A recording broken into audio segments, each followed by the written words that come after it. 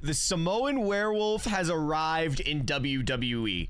Jacob Fatu made his debut on Friday Night SmackDown in Chicago and absolutely annihilated Randy Orton, Kevin Owens, and the American Nightmare, Cody Rhodes. But who is Jacob Fatu? For the ones who do not know, Jacob Fatu is the son of the Tonga Kid.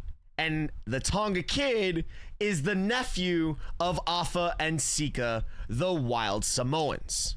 Now, why is this relevant to Jacob's debut? The Tonga Kid was a menace back in his era, and obviously we know the history of Afa and Sika. Two very hard-headed Samoans that could outshine virtually anyone in the ring. So what does that mean for Jacob Fatu? Jacob's a game changer. For the WWE, he is nothing like any of the Samoan dynasties currently or from the past. His size and his speed makes Jacob unmatched in the ring. Jacob can move like a luchador, but he has the power of a super heavyweight. If I'm the current WWE roster, I'm very concerned with the debut of Jacob Fatu. Every time this man is in the ring, he does something death-defying that you have never seen. But here's the thing, Jacob Fatu has taken his time to perfect his craft in professional wrestling. He's spent time in New Japan, ROW, GCWs, where I had the pleasure of meeting him and getting to know him as a person outside of professional wrestling. But the real Jacob Fatu made his full development in MLW. Jacob was a 2-year MLW champion, where this man was able to help make this a brand that everyone knows and realizes it is a brand and a promotion that is unmatched. Jacob and MLW were like peanut butter and jelly if peanut butter and jelly drank 17 Red Bulls in one shot. As I mentioned before, for the casuals, this man moves like a luchador and has the power of a heavyweight. And guess what? Tiffany Stratton, you no longer have the prettiest moonsault in the game. Without Triple H at the helm, I don't think we get to see the types of characters that are being brought into WWE currently, as in God, Tama Tonga, and Tonga Loa, or Jacob Fatu, and create this bloodline civil war if you have. And this is the path that we're going down.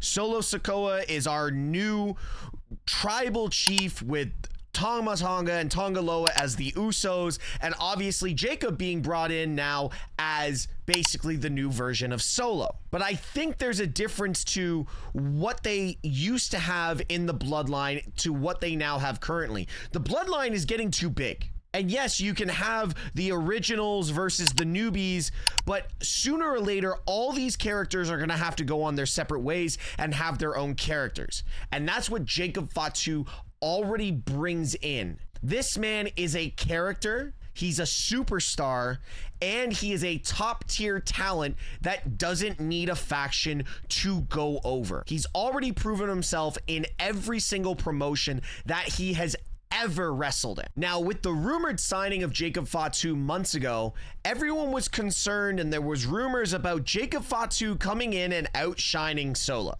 Well, guess what? Jacob Fatu is going to outshine Solo.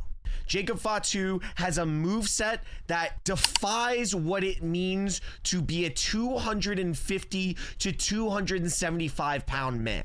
He's incredible in the ring, and he has that charisma that just comes naturally as a performer. But I'll tell you one thing right now, keep this man off the microphone for now. Even though Jacob has proven himself in MLW that he can cut an incredible promo, WWE's not on Netflix just yet. So let's let Solo do the talking for now. But I will say this, within the next 6 months, Jacob Fatu has a title around his waist in WWE. I'm super excited that I get to say a buddy and a friend of mine has debuted in WWE, and it is so well deserved, because the man that Jacob Fatu is off of screen is just an incredibly humble and gifted human being that deserves the world. I am so proud to say that Jacob, welcome to WWE.